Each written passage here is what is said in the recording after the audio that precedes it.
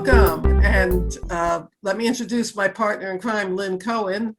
Hi, everybody. She and I met when she was the team leader at Keller Williams in Newton, and I was an agent, and then I became the trainer, and then I became the productivity coach. And a while back, we just decided we had so much fun working together. In fact, I wasn't surprised she logged on with my name because I'll give her a call and she says, I was just getting ready to dial you. In some ways, we're very similar, and others we're quite different. And so we enjoy working with each other a lot, and we formed our own brokerage the end of last year and we're having a blast. And it's really that simple. But Lynn had presented this negotiation clinic monthly for about 10 years. And then last fall, we opened it up and I started letting people, agents throughout Massachusetts, know that we were doing it.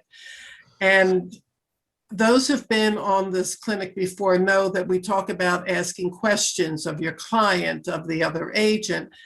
And the question that arose from you was, what questions should we use? Can you give us a list of them? So we stepped back and we examined the entire negotiation process. And what we discovered was that the skills we used in negotiating and dealing with clients and other agents were basic coaching skills. Now, Lynn and I have had many hours of coaching training. When we were with Keller Williams, we went to the coaching skills camp. And then, was it last year or the year before, we committed to a 6-month program, pretty intensive, with the CAP Institute out of Peachtree City, Georgia. And then we talked about, since we realized we were using these negotiating skills, about providing a class entitled Coaching Skills for Real Estate Agents. And then when I started putting it together, I realized our goal wasn't to make mini coaches of you. And there were really only 2 coaching skills that we use all the time when negotiating. These are active listening and asking powerful questions. What is active listening? I'm going to, oops, that's not what I wanted to do. Going to show my favorite video? We will. I just wanted to share my screen here, that's all. There you go. Lynn's not my first business partner. I had one many years ago when she gave me a plaque, and this is what it said. I know you think you understand what you thought I said. However, I'm certain that what you heard is not what I meant. Mm-hmm. Active listening is designed to address this issue. Now, what is active listening? It's the ability to focus completely on a speaker, understand their message, comprehend the information, and respond thoughtfully. Unlike passive listening, which is what we do most of the time, the highly valued interpersonal communication skill ensures that you're able to engage and later recall specific details without needing the information repeated. Most people listen to reply. You're listening to what they're saying and you're in your mind designing how you're going to answer. You're not really paying attention to the other person. You're thinking about what you want to say. Active listeners use verbal and nonverbal techniques to show and keep their attention on the speaker. This not only supports your ability to focus, but also helps ensure the speaker can see that you are focused and engaged. Instead of thinking about and rehearsing what you might say when the speaker is done, an active listener carefully considers the speaker's word and commits the information to memory. Now, let me show you what I mean. I think we're here. It's just, there's all this pressure, you know? And sometimes it feels like it's right up on me and I can just feel it, like literally feel it in my head, and it's relentless. And I don't know if it's going to stop. I mean, that's the thing that scares me the most, is that I don't know if it's ever going to stop. Yeah. But you do have a nail in your head. It is not about the nail. Are you sure? Because, I mean, I'll bet if we got that out of there. Stop trying to fix it. No, I'm not trying to fix it. I'm just pointing out that maybe the nail is causing. You always do this. You always try to fix things when what I really need is for you to just listen. See, I don't think that is what you need. I think what you need is to get the nail See, you're out. not even listening now. Okay, fine. I will listen. Fine. It's just, sometimes it's like, there's this achy, I don't know what it is. I'm not sleeping very well at all. And all my sweaters are snagged. I mean, all of them. That sounds really hard. It is. Thank you. Ow! Come on. If you would just Don't. try to see things my way.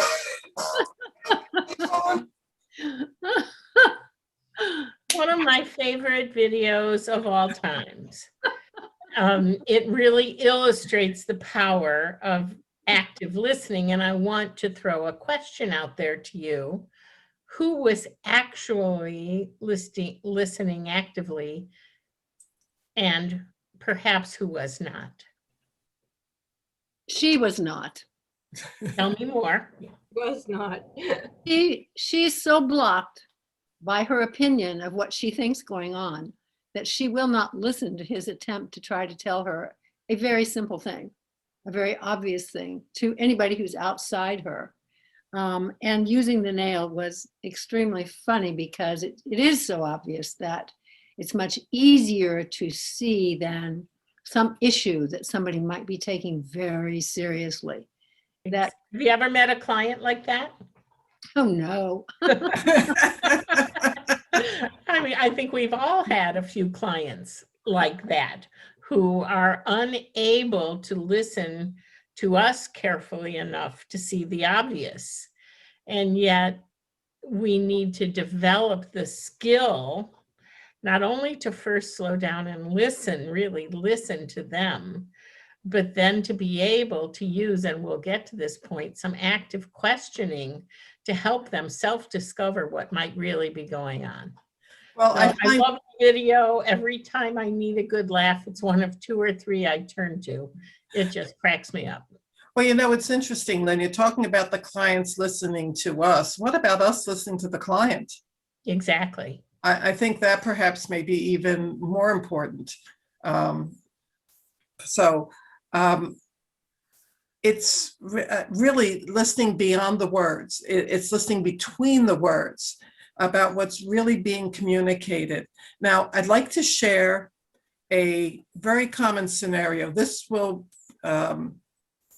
be familiar to you, I'm sure.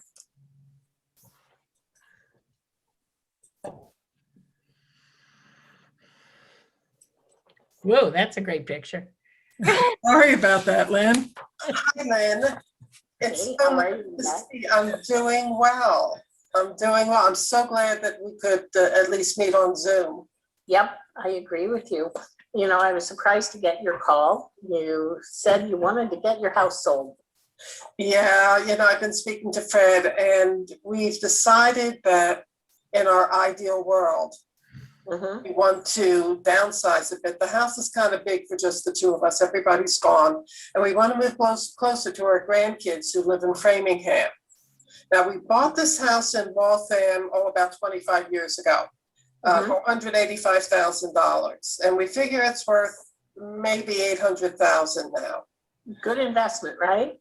Yeah, well, you know, real estate's always been a good investment if you can hang in there long enough. But we know it's a good time to sell. We're hearing a lot on the news about lack of inventory. We think we can get a great price. And we figured we would put it on the market now. Little bit concerned about the taxes and what have you. We'll figure that out. And maybe finding a new home. It's easy to sell. I'm a little bit concerned about, you know, finding a place to go. And the other thing is we really want to move it's pretty particular, the second half of August. And that would give us enough time to do the transition and be where the kids are when they go to school. So God, we better get you on the market. I mean, you need to sell before you buy, right? So what do I have to do to get it on the market? Oh, I'll send you paperwork right away. No problem. Okay. What are your thoughts? Did You're you gonna see be- yourself there at all? Unmute Never yourself. that easy. Did Well, did the agent I portrayed really, really listen? Or was the agent more worried about getting her paperwork in front of the client? yeah, it was the paperwork. Paperwork. She didn't, I mean, because I wouldn't send somebody paperwork without coming to see the house to see what they need to do to get it ready. Well, that's certainly one point, right? I didn't hear anything about comps either. Yes, we just said, let's get it on the market, right? Right. But there were other issues that this seller was grappling with that frankly, in today's world, are pretty legitimate, are they not? Absolutely. What So do you- if we, what- go ahead, What How do you did- think? go ahead. What do you think? We put the house on the market and we get an offer in a week. How am I going to feel at that point after this discussion? Give it to Liz, put the side in front, get it sold. I got a lot of money in the bank, or I will have a lot of money in the bank. The concern about needing to find something to buy, Yeah, that, I mean, that was the big one. To talk about that concern in ways that the agent could alleviate a sell buy situation in this market, and how, you know, what ways you would navigate that together. well, this leads us to the topic of powerful questions. And this is where the top agents really, really shine. So what are powerful questions? They're questions that are designed to move the process or the negotiation forward. The primary characteristic of a powerful question is that it's open-ended. What that means, I know you know it, but I'm going to say it anyway. An open-ended question cannot easily be answered with a yes or a no. When I was training the new agents, one of the favorite scripts I would use is, who do you know who might be interested in buying or selling a home?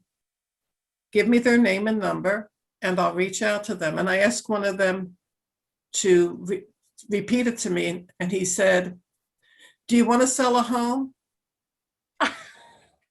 Do you know anybody who wants to sell a home? No, And that was it. That was the end of the conversation. This isn't to say you never use a closed-ended question where you're expecting a yes or a no.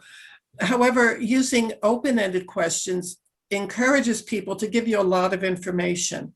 There are certain phrases that I use all the time. They're very useful. Yes, just yes with a question mark. Tell me more. Lynn likes to use this one. She'll say, tell me more. What are your thoughts? How are you feeling about the process so far? This is really good. That's a really good question when you have a buyer or seller who's anxious. Some people are always anxious. We have a house under contract, lovely young couple, and they told me they're always anxious. They have anti-anxiety medication, and you want to take the temperature. How are you feeling about the process so far? Are you hanging in there? Okay, there's where yes or no is good. What else do you need to know? One word we rarely use is why, because it makes folks defensive. It can sound accusatory. Why would you do that? You might want to rephrase it saying, what caused you to make that decision? Do you remember when you were a kid and your folks say, why didn't you call me? Why didn't you clean your room? Okay, so we tend to stay away from using the word why. Now, if you had been the agent I had called, how would you have handled the interview when Lynn said she was just going to give me the paperwork? What would you have done? Hang up. Thank you. You might not have filled it out once it was sent to you, right? That might be the client you never hear back from. Okay, let's take a look. Let's revamp that a second. Let me share my screen once more with you.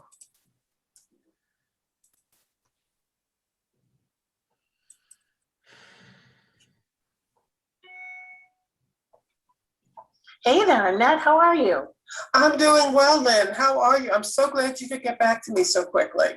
Oh, hey, that's what we do after all. And I was actually surprised to hear from you that you and Fred are actually thinking about selling your house. Yes, well, we're thinking about downsizing. Everybody's left. It's just Fred and me. We don't need the house this size. And we were thinking we'd like to move closer to our grandkids in Framingham. You know, we bought this house in Waltham about 25 years ago for $185,000. And we figure it's worth maybe about $800,000 now. We know it's a good time to sell. I've been watching all the news reports.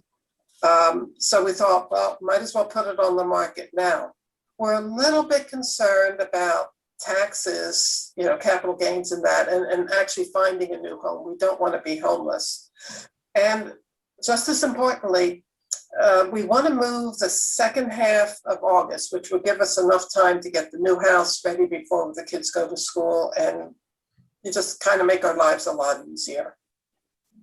So let's talk a little bit about this process. You're absolutely correct. It's an incredibly good time to sell your house. And while I haven't run the numbers yet, I suspect that your estimation is pretty much right on. So you expressed a couple concerns, and I want to be sure that we're both on the same page. Tell me more about what worries you about this process. Well, 25 years worth of stuff. Yes. You know, we started clearing out part of the attic, and oh my goodness, Lynn, between the heat and the dust and the stuff. I mean, I got stuff from my mom and from Fred's mom, and Sure, and it's hard to, I went through it, I understand. Do you need some help with that? I might, although I have less of a problem throwing things out than Fred does. It may mean that Fred and Richard have to go have a beer someplace while I do the Yeah, cleaning you and I out. go in there and do it, hey, that would work. He won't miss it. He won't miss the stuff, but he'll miss it if he sees it going out. Exactly. So I guess what I want you to know is that I have a huge battery of resources, including people that are really experts at helping you decide what to throw and what should come with you. And if it really feels overwhelming, I want you to reach out to me and let me give you a little bit of help. Would that work for you? Yeah, it should. Okay. You also mentioned that you were a little concerned about capital gains tax. Well, Can you talk about that? it's something I've heard about. I mean, if we bought the house for less than 200, and we're going to sell it for 800. I don't know. I think we get 500,000 in capital. 500 as an exemption. And you also have the ability to improve your basis, or that 185,000, with whatever improvements you've made over these many years. So if you, for example, put on a new roof, that's a capital improvement, and that price adds to the basis. You did your kitchen not too long ago, right? Oh, yeah. Okay, so you probably spent a pretty penny there. Oh, yeah. So if you were to go through some of your old receipts, or even old checks, if you can't find the bills, and add up what you've spent in capital improvements on this house, I'd be shocked if you couldn't get below that $500,000 threshold. I guess I'll have to speak to our accountant about that. Yes, definitely. It's an issue that you should look at in advance so that you know what you're getting into. And just one more thing, you had one other concern. What was that? Yeah, I know it's a good time to sell, but I'm also hearing horror stories about buying property. And I don't want to end up homeless. I don't want to sit here with a lot of money in my bank account and have no place to go. So I have some questions for you that maybe will help clarify. Okay, Do you absolutely need to sell first before you buy? probably. Is there any mortgage on this house? No, we don't actually. Well, it may be then that you could either take a mortgage or a home equity line of credit against your current house that takes out the money you expect to spend on your new house and pay that off after we've identified a property. Now, it will take you a few weeks to make that happen, and we can't list it before then.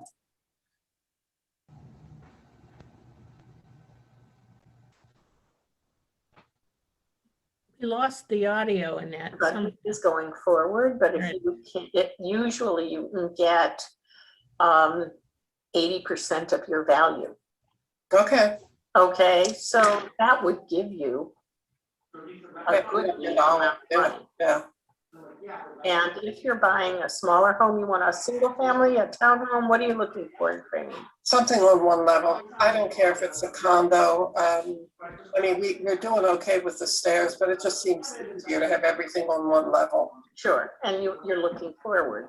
So condos in Framingham, even pretty nice ones, you could probably buy a 2-bedroom condo in the 3s.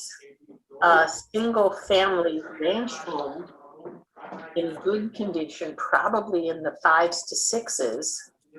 So it seems like you should be able to take out enough equity to be able to buy for cash. Or Yeah, well, take a that, mortgage. yeah, I figured, if we sold this one, we could get another one. I'm more concerned about the timing. Again, if it's going to be easier to sell this, it may be hard to buy one. That's what I'm hearing in the marketplace. People Well, like, that's why I want to know that you're ready. Here's the key to successfully buying. You throw a certain amount of logic to the wind, because the good ones go fast and they go over asking, and you need to mentally get ready for that experience and really be willing. I like to say you need to capitulate. You have to give in to the market, and you have to be ready for that. And you have to have all your ducks in a row. Know how you're going to finance it. Know that you don't need to sell first in order to buy. In other words, you need to be a ready, willing, and able buyer in the moment. And then I'll help you structure an offer to be as strong as possible in a competitive market.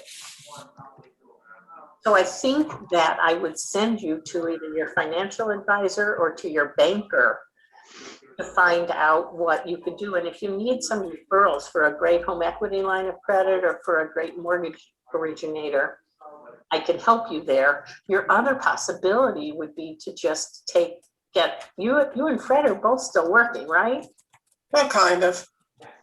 You have some income coming in that would Yeah, support yeah. mortgage.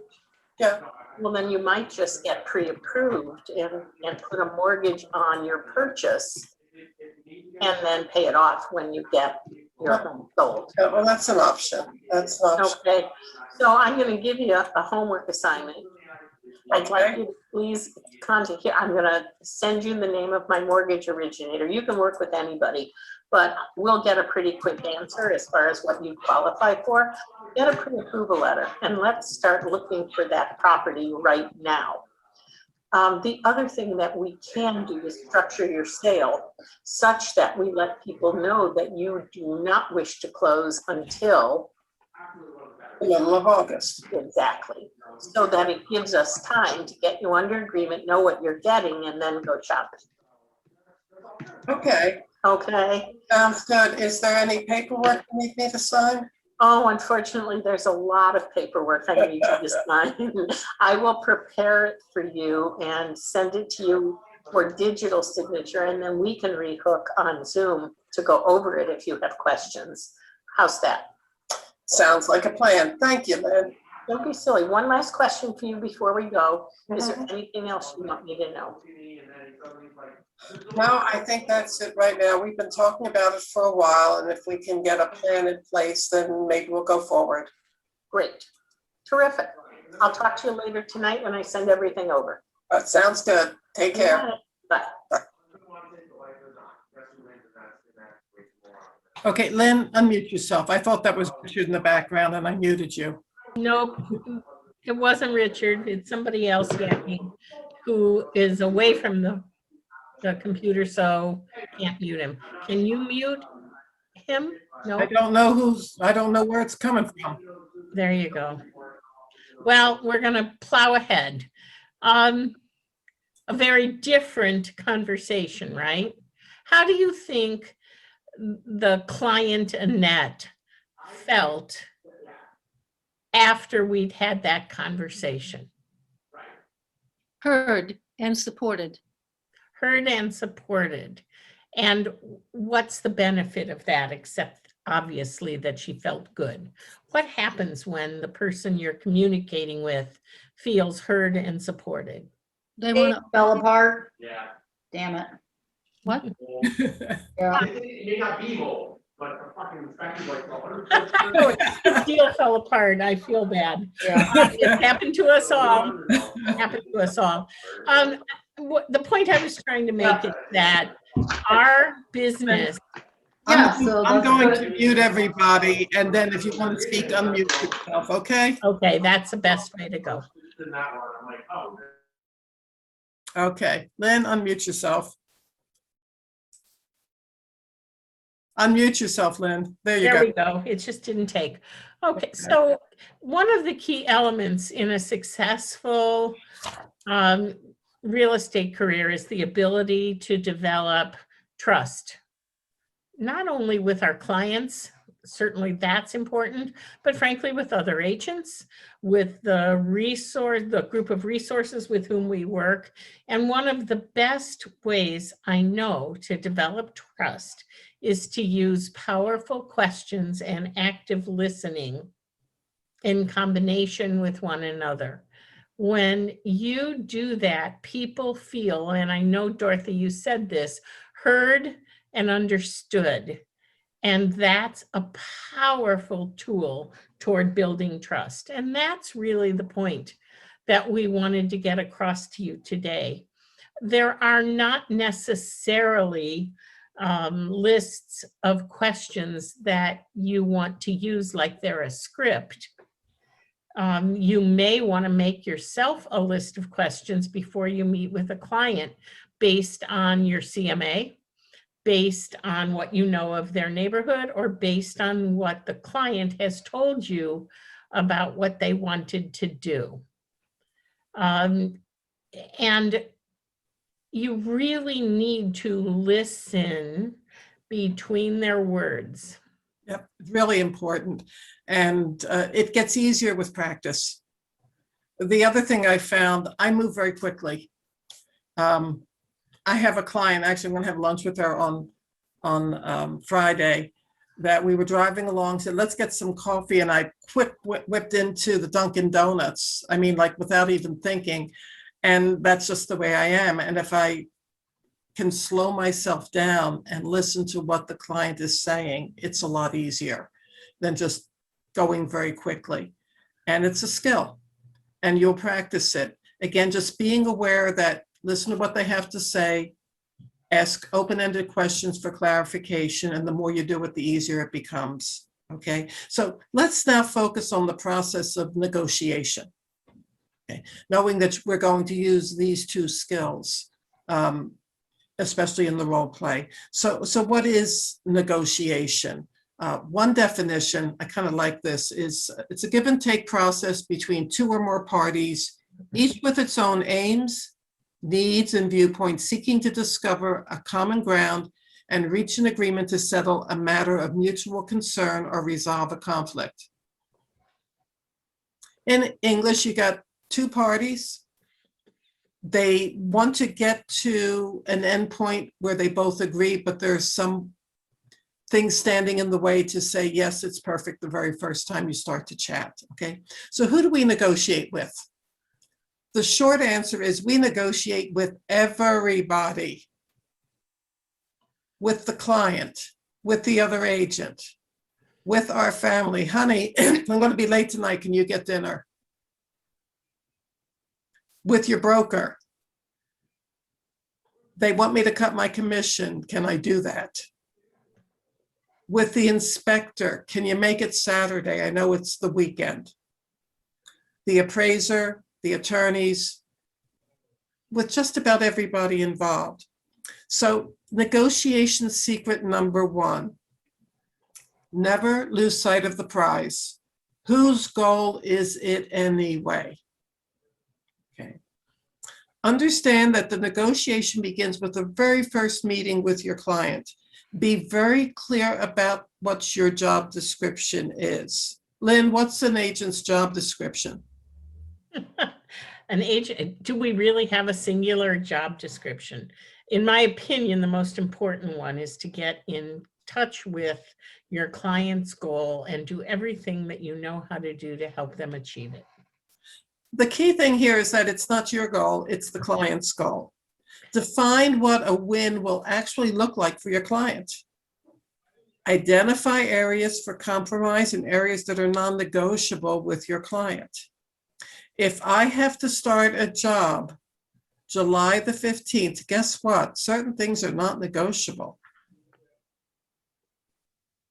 Whereas if I'm thinking of moving to Framingham with the kids, yeah, I told her I wanted the end of August, but it's negotiable. And she Well, knows. and there's another point here, and I'm thinking about our experience even this weekend, Annette. Very often I hear agents in the name of protecting their clients as fiduciaries talking themselves out of a sale. We were me more. involved. Yeah, we were involved in a multiple offer situation this weekend. Our client went 23% above ask.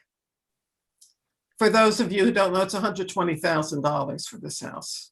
Okay, over $120,000 over the offered asking price. And we couldn't justify it. We couldn't find a comp. They didn't care. So I could easily have been somehow responsible for talking them out of something they really, really wanted, could afford, had the money to do, didn't care about appraisals. They were cash buyers. It wasn't my job to lose sight of their goal, which was, this is my house. Even though the house doesn't comp, our job, and it's important, is to give them all the information we can gather such that they can make a good decision for themselves. So we all nod our heads and say, of course we have to hit their goal, but sometimes we lose sight of that. It was an interesting weekend. And by the way, they didn't get the house. They didn't get it. They still didn't at 120 over ask. Yeah, it was a shocking weekend. I think they're still in shock. Yeah.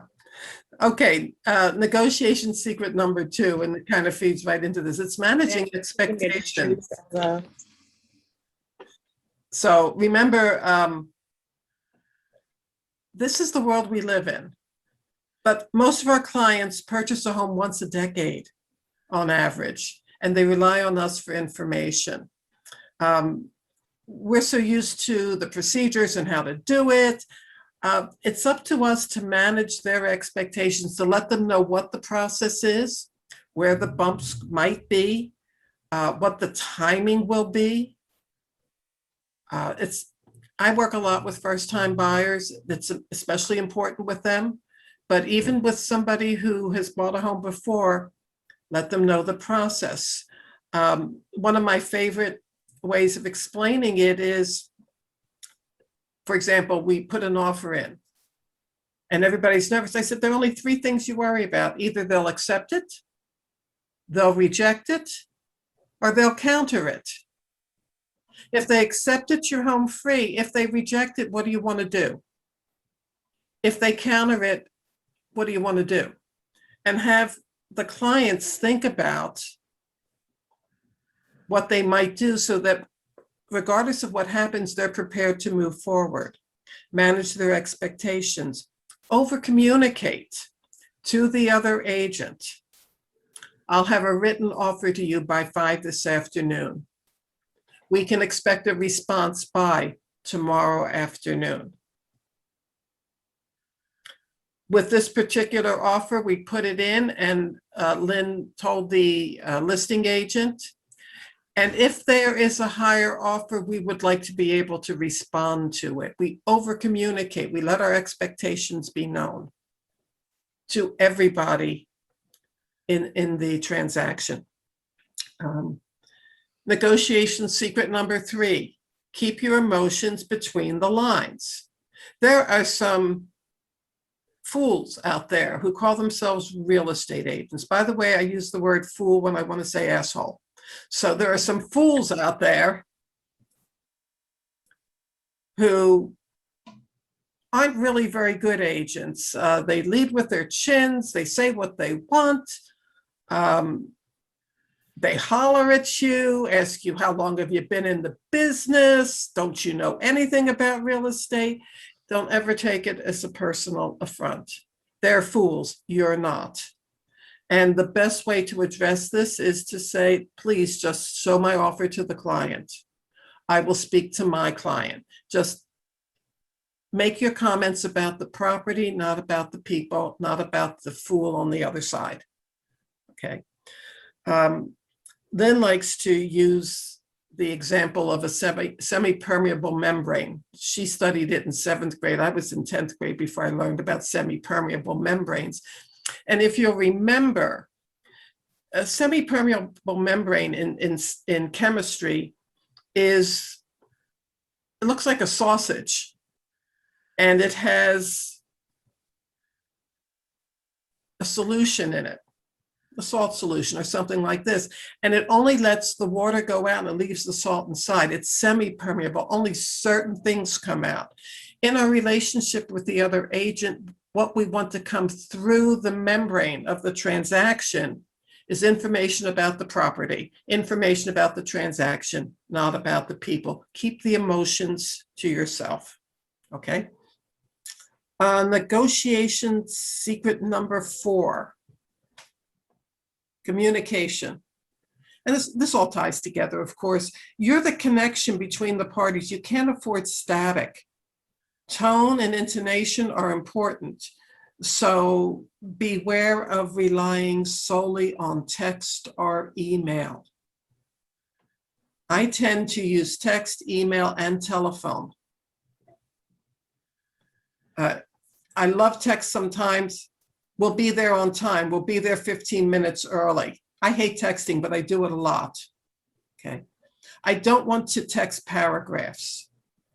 So I tend to dictate them, and some really interesting garbage comes out when my computer translates my text, my speaking into a text. And if I forget to check it, we have a lot of laughs, okay? I like to confirm everything in writing. I use email. If you're going to use text, somehow save the texts, because if there's any disagreement later on, you have a record of the communication between you and the other party. I understand in California, agents are required to note every communication they have with their clients anyway. That's part of the state requirements there. It sounded onerous to me, but it also seemed like a good idea. Okay, just a thought there. And email is perfect for confirming things. I find that I get many more cues about what's going on when I'm on the phone with somebody, and sometimes I'll insist they picked up the GD phone. Okay. The other thing is recognize communication styles. Now, I've been married for almost 54 years. When I look at how my husband and I communicate, I wonder why we stayed together this long. Okay, I tend to be to the point, direct. I'll pull right into that Dunkin' Donuts. It's right there. I don't think he ponders everything. And I've learned how to deal with his different communication styles. You have clients who start talking and talking and talking, and 15 minutes later they get to the point. Drives me crazy, but I've learned to keep my mouth shut and listen. Okay, so be aware of it. Mirror and match if you can. That creates what, bonding, makes you seem more likable. Annette, I love your directness. From the first time I saw you speak, I like that you're to the point. Yeah. But to your point, learning to slow down and take a second listen is It's important. really, really important. And I sometimes struggle with it, but I'm still working at it. Okay, negotiations, the next negotiation, I think I misnumbered these. Negotiation secret number 4, you want to script the other agent. You somehow need to get your client's message to the client on the other side. And you can't speak to that person. So the way that you can impart that information is to script the other agent. My buyer really loves the house, can see himself living there. They're at the top end of their pre-approval, and I don't think I can get them to go any higher. I've just scripted the other agent, going to go back to the seller and say, I don't know if we can get them to go any higher. I understand they're at the top of their pre-approval amount. And Annette, to that point, very often I'm very direct about it. I will say something like, here's what I'd love for you to share with your client. It's really important that your client understands where mine is coming from. And here are the facts that I'd love you to convey. So I'm not subtle about this. Mhm. Okay. Yeah. So sometimes directness is a good thing. Curse. Sometimes it's a curse. But as long as you couple that directness with listening, we get away with it, right? Yeah.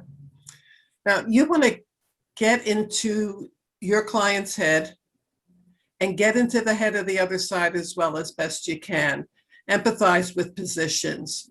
Prepare your client for likely outcomes. Again, this all comes down to communication.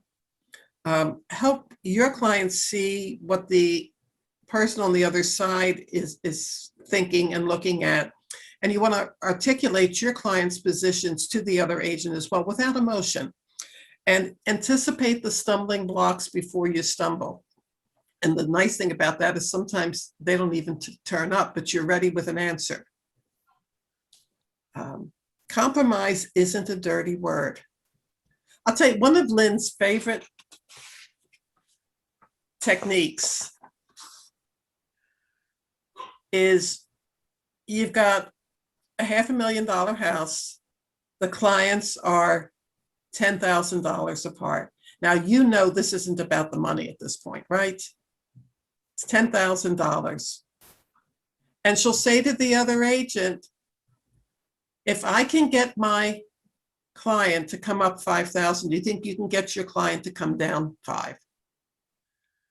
She hasn't committed her client, but she has planted that seed in the other agent's head. So if he comes down 5, she can go back to her client and say, guess what? They came down 5. How can we meet them? It keeps the transaction moving forward without making any commitments for your client. Lynn, you're going to say?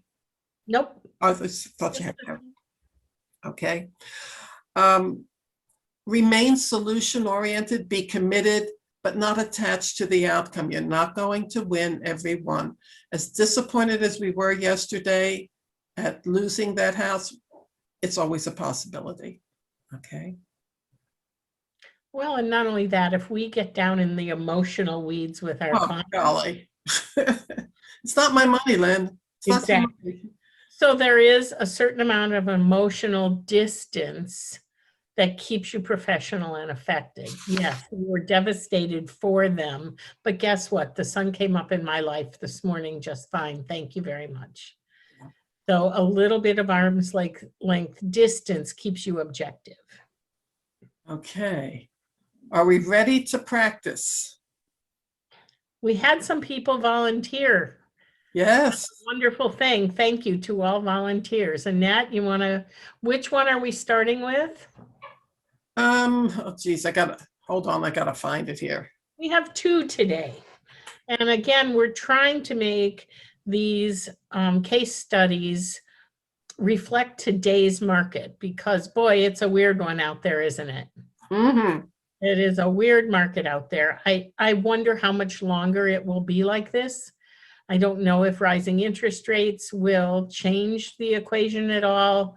I don't know with pandemic freedom that perhaps more people will feel that they're ready to take the plunge and we'll see more inventory. I will say that this is the most sustained seller's market I have seen in my 20-some years in the business, and I've seen a few. Those of you who've only been in the business a couple of 2-3 years don't know any other way. I guarantee you, if you were in the business in 2005 to 2008, you know it can go the other way, right? So the skill set should be adaptable. Our case studies today, I hope, reflect the market conditions that we're working in right now. Okay. I see that you posted it. Are they both in that? They're both in that sheet. Okay. Can you put them on the screen? Oh, geez, Lynn, let me figure out what I did with them. Let's start with the little one. Yeah. Okay. I need Taylor Mulish, and I need her agent. Okay. Nune, why don't you be the seller? Okay, you're muted still. There you are. Yes. Hello there. How are you? Hello. Thank you for doing this. We really Sure. appreciate it.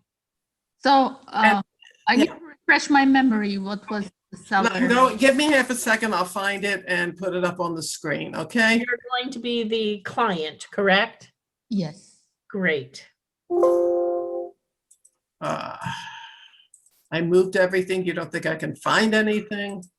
Do you need me to send it to you again? No, I've got it. I just have to find it. Ever tell you sometimes I hate Microsoft? I don't have a problem. I hate when Google strings everything together, so I can't find a particular email. Oh, here we go.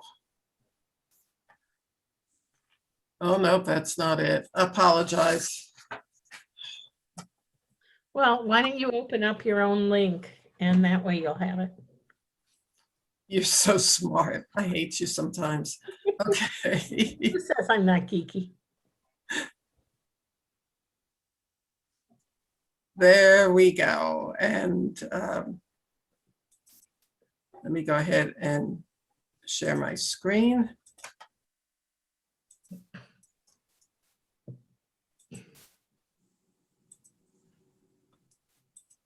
Okay, can you see it? Yes. Okay, Taylor was referred to a local agent. That's Jill, who has a terrific track record. And it's her intention to hire you, Jill. Now she's had, pardon the pronouns here, she's having second thoughts because she thinks the price is way too low, especially since Taylor's been listening to the news, which is always a mistake. Inventory is low, virtually everything sells quickly and usually at more than the list price. She would hate to leave any money on the table. Every dollar counts, right? Taylor was thinking the house was worth at least $650. And Jill said she should list it at $575. Okay, it's up to the two of you. Okay. So Jill, my house is really beautiful. I know the house next door sold for $750 and my house is a little smaller, has smaller yard, but I think it's as beautiful as the house next door. Yeah, I'm thinking that in this crazy market, I need to sell it for $650. It just makes sense, you know? Sorry. Yes, go ahead. What are your thoughts? I apologize. There's a little lag in the, I feel like I cut you off, but I didn't mean to do that. So Taylor, what gives you the idea that the home should be listed for 650? Where did you get those numbers from? Well, the house next door, you know, which I think the same architect made those two houses, but mine is a little smaller. So I'm thinking 650 makes sense, and I see everything flying off the first week for 100,000 over asking. So I'm thinking 650 would be the right amount, and then if people want to offer more, that's fine with me. Sure. I understand where you're coming from. However, if you think about what you just said, is that the houses are going for $100,000 over asking. So if you think about that, if you put your home on the market for $575,000 and it went for 100 over asking, you're going to be at higher than that price range that you're looking at, that 650. So what I propose is to put the house on the market at a lesser price point. We want to price it conservatively so that you can get a number of eyes to come in and look at your beautiful home. If you price it to where you want to be at, you're going to deter maybe some people who would otherwise come in, fall in love with the architecture in the home, and then make one of those over asking offers. So it's been my practice to price conservatively to get as many eyes as possible on the property. How do you feel about that? I'm not sure. What if nobody makes an offer? In that case, you know, you're stuck with 575 and then it goes for another week. Everybody thinks they need to lowball, so it goes to 525. You know, that's what I'm afraid of, you know, because I've seen not many, but I've seen a few houses that didn't sell the first week. And that's my concern, that if it doesn't sell the first week, people are going to lowball. And I'm not even going to get 575. Okay, I hear where you're coming from, and that is always a concern. However, you know, having the home next door to you sell for as much as it did, that's a good indicator that you're in a prime position, a prime market. And I think that it would be wise for you to get as many people to come in and see the home as you possibly can. You know, I'm going to talk to a few more agents. You were the first one I found online. So I have a few people that I know that used other agents. So I'm going to, nothing personal, you know, I love how your approach is. It's wonderful. But, you know, like shopping for anything, you need to have at least 2-3 products to choose from. So I'd like to step in for a minute. Can anybody tell me a question or two that Jill might have used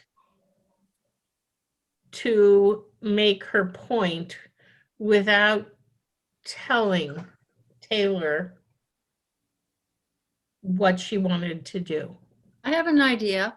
Yep. So clearly your house is beautiful. I've seen the whole thing and it's just gorgeous. And I appreciate all the work that architect has done as well.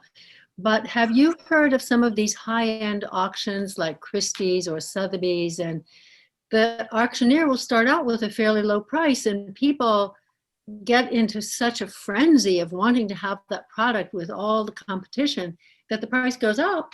And they're not even noticing because they're offering a little bit more, and pretty soon the price is way higher than you expected. And if we call that a bidding war in real estate, would you like to try that? I would love that. But how can you guarantee that I will get something like that going? I can't guarantee anything, and I don't have a crystal ball, but it has worked a lot in the past. That's certainly one good question you could ask. Are there others? What other questions might you ask of a seller who's in this mindset? Lynn, I would suggest that along the way, you should say, gosh, I wonder, I'm trying to remember what that other house was listed for. That would be one great start. That house sold at $750, and if you remember, it was listed at $675. So that's that's the approach that was used for that property. That's a good point, Kathleen, and I hope you're well. I saw you sold a big one. Congratulations. Thank you. That was cool. There is another approach. I kind of like to make my stubborn clients feel the pain in advance of the reality. What would happen if you listed it at that price and it just sat and sat and sat? Because the market is, as we all know, amazingly unforgiving of an overpriced property, is it not? I mean, it's kind of weird the way that it functions out there. So I might ask a question. So tell me, Taylor, if I am right and you are wrong, what do you think would happen when we put your property out at a higher price than is recommended by the comps? It would sit for a while. It would But- sit. But then I will probably sell it for $575 anyway. That will be kind of lower, but I will be okay with $575. My fear is if we price it at $575 and it doesn't sell, it's going to go much lower than that. Oh, why? Well, give me a reason why it wouldn't sell at $575 and it would sell at $650. Well, I don't know. The market is unpredictable. Yeah. So in other words, have you ever watched the good courtroom dramas on TV, and the prosecutors or the defense attorneys use questions to slowly back a client into an answer that they want to put forth? And that's how I would use questions here. So if I were running this conversation, I might say, tell me a little bit more about how you would be feeling if we put the property on at your price, and many people came through the open house, were disappointed by what they saw based on the price and did not make an offer. What would you be feeling if that were the case? Wow, that's a good one. That's the reality, unfortunately, because you see, Mrs. Seller, the market is very unforgiving. The buying public is very unforgiving of overpriced properties. Annette and I had a conversation today with a seller who's been on the market for 60 days. And over the course of the 60 days, they have dripped their property lower in small dribs and drabs. Now, 60 days later, it's probably at the price it should have been originally, and it still isn't selling. That's a phenomenon none of us can understand, but that is exemplified over and over and over again. What I have found in my experience is that it's virtually impossible to underprice a property, and it's a kiss of death to overprice it. You wouldn't want to be that seller who insisted on overpricing and didn't sell, would you? Love it. Okay, so I think it's perfectly okay with a smile on your face to back your client into a reality corner. Does that make sense? It does. Yeah, I would have nothing to say to that. Yeah. But in real life, what we see is somebody saying, yeah, I hear you, I understand you, I still want to do it this way, at which point you decide whether you take the listing or not. We're talking ideal situations here. I will say, Jill, you did a great job of using those open-ended questions it is kind of difficult because we didn't give you a whole scenario, say, hey, go do a listing presentation where you talk about comps and this and that and the other. We kind of just shoved you right in there at the tail end of a conversation. And I was listening to your questions and they were really quite good. You learned well. Thank you. I thought you did really a good job and were hesitant to go quite far enough. So that, so I actually just did my very first listing. So Look at this you. is all Congratulations. new to me. And we had, the scenario is not similar to this, but we did, when I priced the property, that is exactly what I told them, was that I wanted to list it conservatively so that we could generate the over asking offers. Mhm. And by the way, clients are not incorrect when they say to you, what if I don't get that? And you should be prepared to have that discussion. Well, let's talk about it. What if you don't? What will that have taught us? So you can answer their questions, especially the ones that really don't have an answer that's clear cut, with a question of your own. Well, that's a fine question. Let's discuss it. What would you be feeling if that happened? What would you have learned if that happened? Okay, and really, I like when I see things like expired listings, I don't like to call them expireds. I like to say that they failed the market. Because the marketplace, the buyers in the marketplace determine value. And if that's what happens, then our assumptions about pricing were off base and we need to adjust. Wouldn't you agree to that? So you really want to work hard. And Jill, I thought your questions were right on target and I wish you had pushed a little harder. How could I have pushed harder? What I would have said, listen, I so understand that you are very afraid of of leaving money on the table. But what I found is that there's a true danger in overpricing your house, and that overpricing it could mean that you don't get any offers at all. What would that make you feel? Thank you. Okay. Are we ready to move on to the next one? Okay. Let's see, we have Dorothy and Joanne as our volunteers. Let me go find that now. Are there 4 for this one, or are you and I playing? Oh, geez, we may have to reuse some volunteers. It's either that or you and I could play the clients. Either way. Okay. Take a minute. Let's read this one. Okay. By the way, this is perhaps the most common challenge a listing agent has in today's market. It's why we love quote unquote clean offers with no inspections. And yet there's a certain element of client who absolutely should inspect. Wouldn't you agree with that?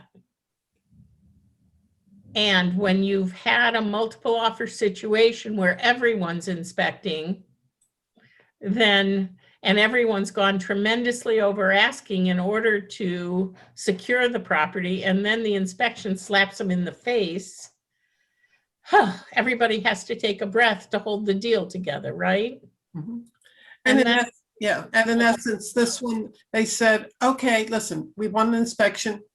Anything below $5,000, we're just going to overlook. We know it's not a brand new home. But what they found out that the total repair bill would be somewhere around over $36,000. And they want to renegotiate the listing price. They actually paid $30,000 over the asking, offered $30,000 over the asking price. And this is just the major things. The Ivan Chintzy. Lynn, you had too much fun with the names on here. he's angry. He thought he he just doesn't want to lower the price anymore. He got the money and then some. He could have sold it to somebody else without the inspection contingency, but it was lower. And so he decided to go with one with the inspection. And somehow we have to get past this now. Who are you, Lynn? I'll be Ivan. I feel his pain. Okay. And I'll be Daisy. Okay, there you go. Okay, who's my agent? Who are our volunteers? Joanne and Dorothy.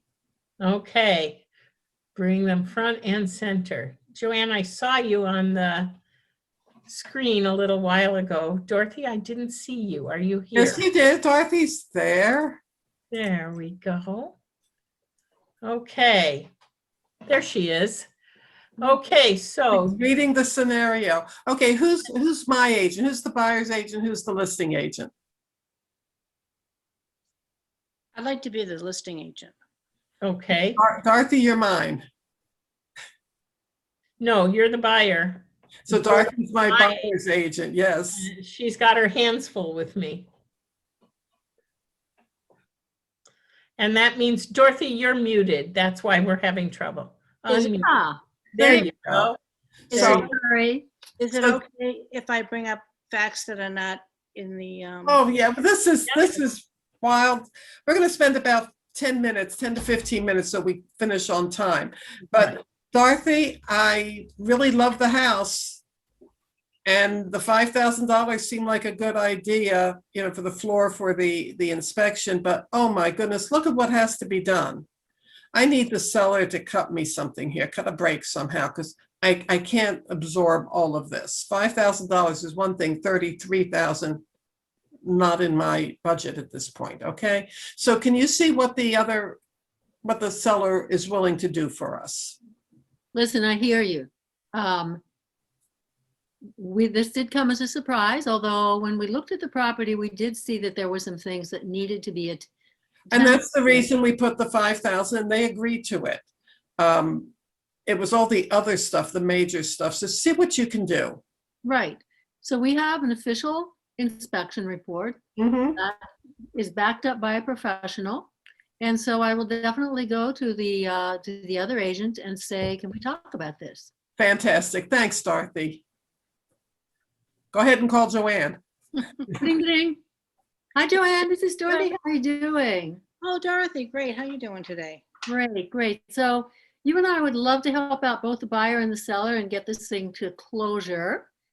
And I'm calling to report to you that we did do our inspection, but we had a few surprises. There are some structural issues with the property that are actually pretty serious and more serious than just 5,000. Now, do you have time to go over those right now? Sure. Okay, so the heating system is very old and there's a problem with the carbon monoxide leaking. And we both know that you can die from that. So we can't just say, oh, fiddly-dee, we don't care. And then there's water in the basement. And so the inspectors proposed that we put gutters. And that's going to be a less expensive thing to do, but nevertheless, it's a real cost. The windows, and I'd like to add a footnote. I got to watch a video on how they made windows in 1950. It was really fun. But anyway, that was just my footnote. So many of the panes are broken and the cords are frayed so that you can't raise and lower the windows.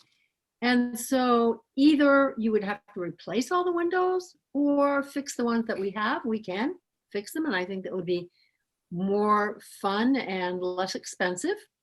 Then the retaining wall in the driveway, well, I'm sure the seller must have had some idea that this thing is about to collapse and could be very dangerous. And then a really big no-no is that we have to have copper wiring for the electricity. That can set the house on fire. So we're wondering if the seller would be open to discussing an adjustment in the price. since we only asked for a $5,000 limit on the cost of our repairs. We've now discovered that it's about 7 times that amount. And we just wondered if we can work this out. I think both the seller and the buyer want to make this agreement. If we can just find a way to have it happen. So Dorothy, first of all, thank you very much for bringing all that up. I just would like to remind you that the seller had filled in a seller's disclosure and disclosed many of the things that you bring up, you know, as far as the heating system being older. And a lot of the things that the buyer has questioned are things that are visible, like the retaining wall, et cetera, the water in the basement, that was all disclosed.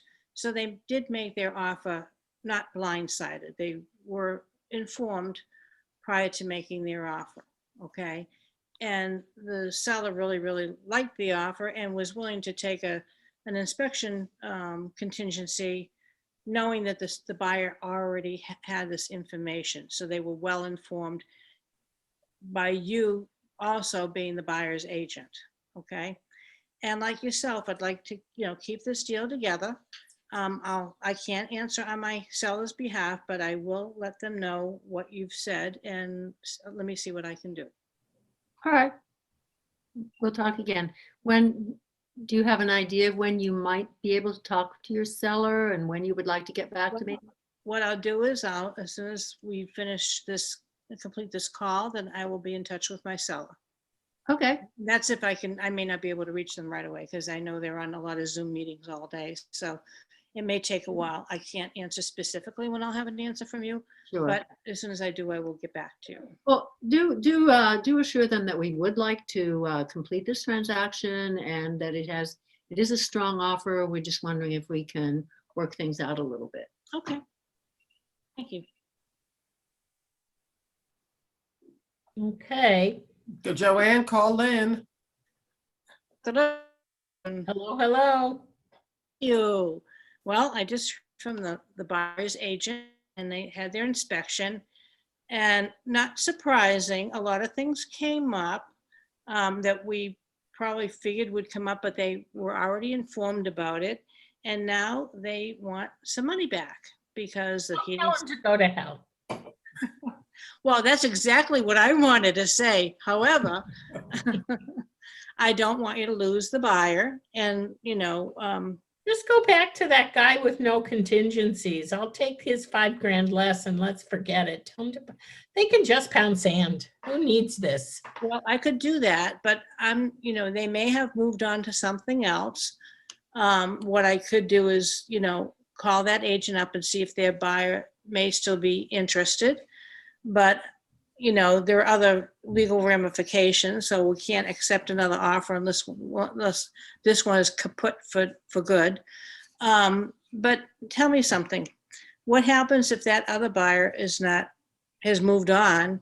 And then, by the way, now that this buyer's had the inspection and had listed certain things, we now have to disclose that because now we're aware of everything. So that offer that was, you know, $25,000 above the asking may also get diminished because we have to. That just, It's terrible, isn't it? It is I terrible. gave you a disclosure. Why should I have to tell them anymore? I understand that. So, but those are things that's necessary. So what I would do is encourage you to think about it. And, you know, what would make sense to you? What do you think might be fair in order to keep this buyer? They offered $30,000 over with a $5,000, you know, on the inspection. That's like $35,000 over asking, let's put it that way. And they've come up with $36,000 worth of stuff to do, okay?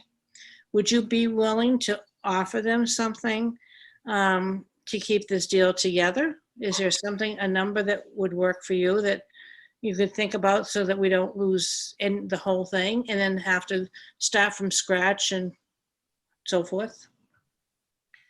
I have to tell you, I'm just really, really upset. I'm upset with you because you put me in this damn position. I think it stinks. You know, I just think everything about it's awful. You promised we'd price it where we did and we'd go over asking. And essentially what you're asking me to do is go back to your list price, which to me is a lose-lose. I am not happy. I am really unhappy. And I can see, I hear that in your voice, and quite frankly, if I were you, I'd be even more furious. However, that's not going to help the situation, okay? I'm not asking you to give them 36,000 or 30,000 back, but I think if you would give them something that you feel comfortable with, that you could live with, what might that number be? What is there that we didn't tell them in advance? Well, the thing about the carbon monoxide, and we didn't know that there was a leak with the carbon monoxide, okay? So if I go down in the basement, I could die. Well, it's not in the basement, it permeates the whole house, and You're kidding. Do we No. know for sure it's leaking carbon? Why aren't I dead? well, because, you have carbon monoxide, detectors, and they probably haven't gone off because the level hasn't reached that.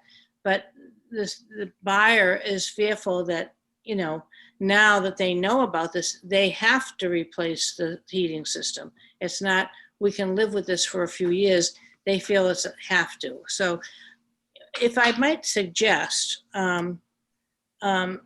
maybe making a concession on the heating system, because I think that's the most important. The retaining wall, that was very visible when they saw that. I mean, everything else is pretty visible. The water, everything, pretty much all those things that you had disclosed. But would you be amiable to thinking about giving them, sorry, can you answer that, please? Sorry. Would you be amiable to give them something to pay for the heating system? Like what? Well, I think they said, and I have to look at the sheet. I don't remember how much it was. It was about $5,000-$6,000 for the heating system. I don't have it. 6,000. 6,000. Back to it? Would that be it? Well, I don't know, because I'm not working directly with the buyer, but I think if we give them something, I think we could keep the deal together. What do you say? I feel like I'm backed in a corner and I don't have much choice and I'm not happy. I think you should pay for this. I'm paying you a fortune to take care of this listing for me. And really, I feel very misguided. I wouldn't have accepted this offer if I knew I could be in this pickle. Well, I just wanted to remind you that you liked the other offer and you felt like you would take, the chance, because they were offering $5,000 more and they had the $5,000 contingency on the inspection. Okay. But, it's neither here nor there. We can go down the road, but, I'm here to do what you want. You tell me what you would like me to do. Well, I can see giving them something toward the furnace, but they're going to get a whole new lifespan out of that furnace. I don't know that I have to do all of that. Okay. Out of all of that list of things, is there anything else that they couldn't have known? No, I'm sorry. What's that, Dorothy? Electricity. Oh, the electricity. That's right, the electricity. And the difference was 25,000, not 5,000. What, for the electricity? And the two offers.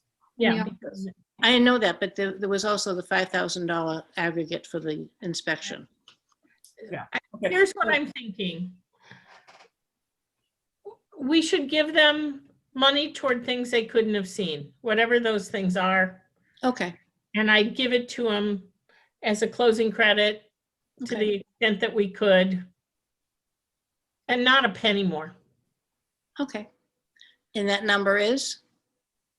You tell me, what does it say? How much? Because I don't have the sheet in front of me. I have 8,500. 8,500. Do you think that they will accept that against what they're asking for? I think that would be that. I can't speak on their behalf, but I think if you gave them that, I think that could keep the deal together. Okay, so you need to know that not one more penny and any more pennies that are needed are off of your commission. Thank you very much. Let me call the other agent right away. Okay. Okay. Anything else you'd like me to share? I would assume you wouldn't want to share it. Let's go. Okay. Question while we're going back and forth. Yeah. Sure. It doesn't say anywhere in the case study that I can see, unless I missed it, that there was a seller's disclosure. So. That's okay. That's Yeah. okay. We told Joanne she could make it up if she came. Oh, up. okay. Oh, okay. I'm Okay. sorry. Okay, cool. Okay. And that's even more reason to have a seller's disclosure. Yes, if you can get it, yes. That's right. Okay, ring, ring, Dorothy. Hi, how are you doing? Good, how are you? Just Well, luckily enough, I was able to get a hold of the seller. I have to say, the seller was a little bit disappointed because most of everything that the buyer is asking for was disclosed. Okay, so, other than the electricity and the leak, the carbon monoxide leak from the furnace, that they would not have any idea about because they did not have their own inspection. So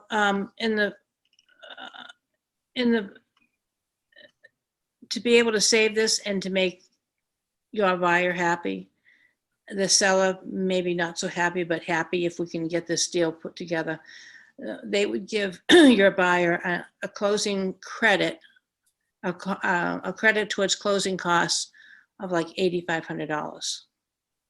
Well, You think your buyer would be amenable to that?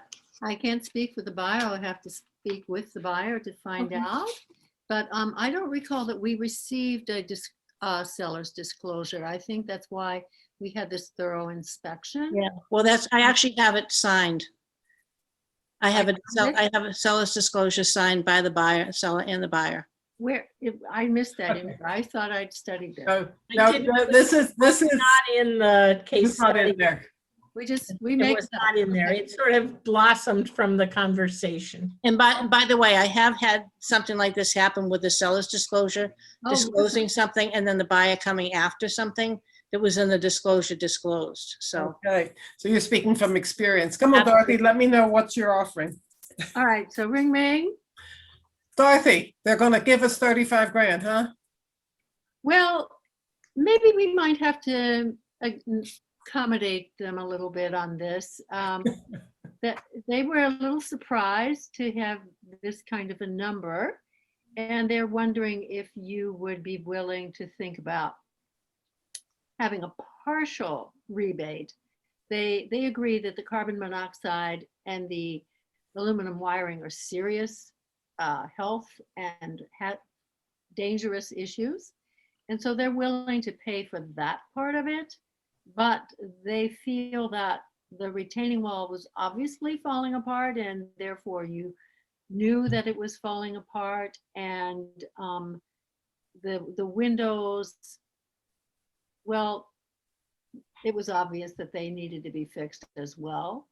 And they think that you probably should also have already seen the water in the basement, so they don't feel like doing anything about that. So I'm just wondering if you can live with that. Well, well, how much? 8,500 is what they're willing to give back. So we're reducing the price by 8,500? Well, however we work it out so that you are paying 8,500 less. So that. So you're gonna write the offer for $8,500 less? Will they throw in a home warranty? it was a credit at close. What? Credit at close. Cash closing credit, which actually is more value to them. Well, not if my closing costs aren't 8,500. Well, that's true. Okay, we're just about to the end of the session. Okay, I have to say, it is such a pleasure to have volunteers who know what in the world they're doing. I thought you guys did a really good job. I don't assumed feel this like would that come- right now. But I'll tell you, what surprised me was that nobody referred to the market conditions. and Dorothy, I might have had a conversation with Annette that But we didn't said, have enough time. yeah, okay. If she pushed back, say, hey, do you remember how hard it was to get this house? Yeah.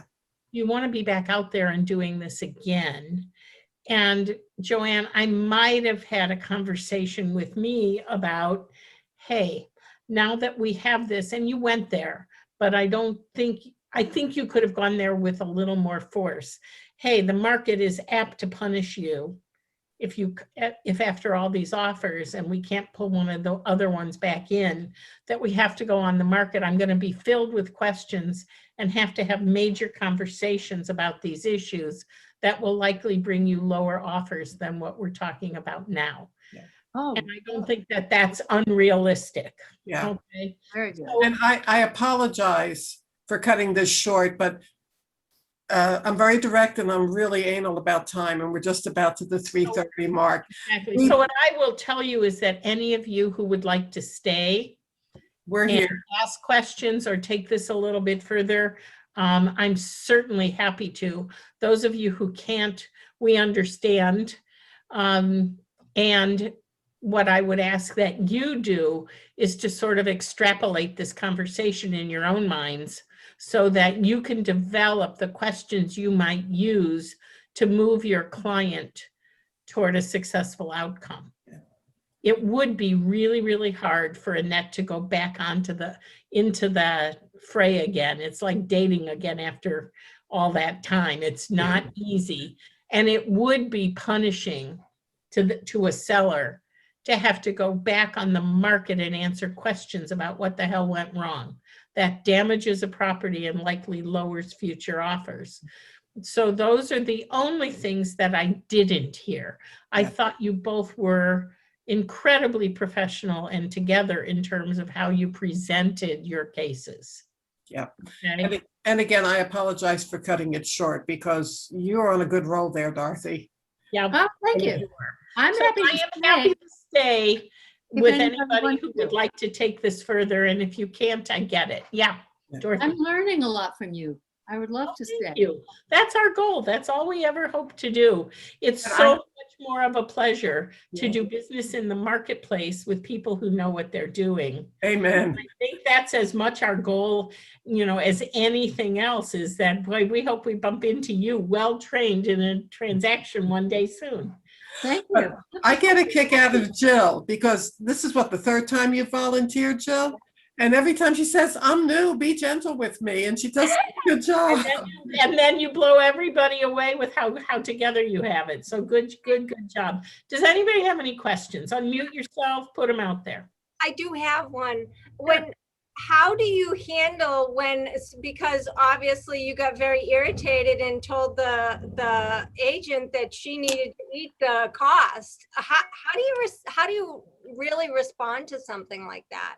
Because Let's role play it, okay? I'll be the agent, you be the angry client, okay? How's that? I'm not really angry. That's okay. Here's how I would answer it. Well, I can be the angry client. For Okay, and pity's- then you can be the angry client. Go For ahead. pity's sake, Lynn, they saw the stuff. You promised me this, and you're wanting me to go down to list price. That's just not acceptable. Well, I can so understand how you feel, Annette. I think I would feel exactly the same way you do. And yet we have to face the reality that there were issues that cropped up with regard to your property that we didn't expect. And had we known about them prior to listing, I believe we might have listed it a little bit lower, or you might have addressed those issues in advance. Wouldn't you agree? Well, that's not where we were. And they came through the house and they were willing to pay for it. And So I Annette, just, if these folks walk away because we refuse to negotiate with them, and I'm unable to recapture any of the other folks because they were all anxious to buy a house. So let's, for a moment, for purposes of this role play, assume they're gone. mhm. We have to go back to the marketplace again. What would that make you feel? How would you be feeling about that? I'd be pretty unhappy. So is it more or less desirable to you to negotiate with what we've got and move forward, or to take the risk that you might get even less when these disclosures are made? It's your call. And there she put it right into my lap and didn't give me any place to move from. I like it. Thank you. Sure. Okay. And it was with truth, wasn't it? I mean, it's not like it's like I so get it. I so get it. Felt found. Yep. I know how you feel. I would have felt the same way. What I found is that you need to make an adjustment, essentially. Okay. Does that help? As far as kicking in my commission, Sorry. don't get me started. There are a lot of ways to deal with that. Not the least of which is with brutal honesty. Boy, I sure wish that I could afford to help you cover that. But understand that $5,000 or $10,000 out of the total cost of almost, what was it, $650,000 is a very, very small percentage. But after I pay my expenses and my firm, I don't have much more than that left. And what you're really doing is asking me to work for free because there are flaws in your house. And that doesn't feel right to me. Would it feel right if you were in my shoes? Oh, good. That's excellent. Okay. Again, a probing question. Would it feel right if you were in my shoes? Would you work for your boss for free? God, I wish they had a knowledge dump that you could, put it in and then I could take one of those pills and swallow it and It comes from years and years and years. I'm one of the, we get teased a lot that we run our business like a couple of old grandmothers, but guess what? That's what we are. So, it comes from doing, and you're well on your way. Don't beat yourself up, Jill. You're not allowed to beat yourself up. Thank you. Okay. Anybody else have any questions? When are we going to do this again? Well, we do it once a month. Well, I was thinking maybe we take the summer off, Lynn. We'll see. Oh, I know you're dying to hit the road. Next month, this time, we're actually at a conference, so we'll have to schedule it. What I would tell you is that we're always available to you. Pick up the phone, call either of us anytime if you're stuck or stumped. We'd be happy to help you. We run regular coaching sessions for the agents on our roster. So we'd be happy to include that. And I coach a few agents who work for other people as well. This isn't a recruiting conversation in the least. My days of recruiting mercifully are over. It's not where I'm coming from. I recruited probably 600 agents in my career. I don't ever want to do it again. People who work for us are working for us because they wanted to do so. So don't hesitate to pick up the phone and give us a call and ask for help. Anytime, even in the middle of a negotiation. And I get these calls all the time. That's very kind. Okay, please don't hesitate. It would be a pleasure. And maybe my advice ain't so good. You never know. Well, before we go, I want to tell you that I met Dorothy when she picked up the phone and said to me, I have people looking for different properties. And she sent me a whole list of what her investors and buyers are looking for. And I thought, this woman's doing a great job for her people.